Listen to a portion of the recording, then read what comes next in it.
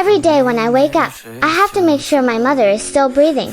I get myself ready, pretending I don't know she has cancer. But the moment I step outside, the tears won't stop. A few days ago, my mother suddenly seemed like a different person. She took me to eat expensive barbecue, played games with me. Even when I said I didn't want to go to school, she asked nothing, and took me straight to the seaside.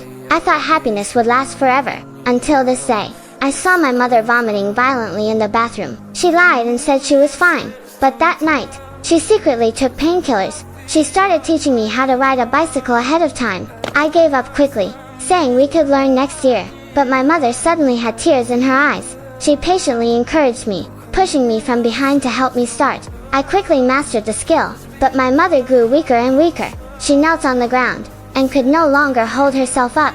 That was the first time I saw my mother fall. From then on, I barely dared to sleep. No matter how late it was, I stayed by my mother's side, because I was afraid that when I woke up, I wouldn't see her anymore. My mother was a wedding dress designer, yet she had never worn a wedding dress, so I secretly prepared a wedding. My mother was so beautiful. I volunteered to play the groom, holding her hand, and dancing with her.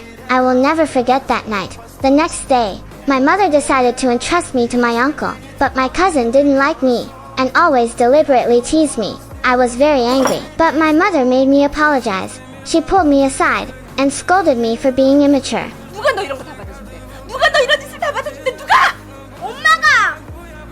엄마가 오래 살아서.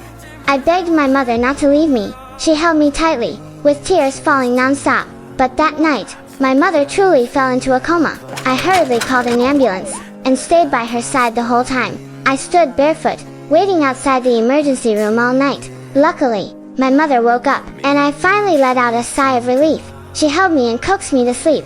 I was so tired, but when I opened my eyes again, she had already closed hers. I gently closed the door, believing my mother was just asleep, until the doctor told me my mother had gone to heaven, and I couldn't hold back anymore.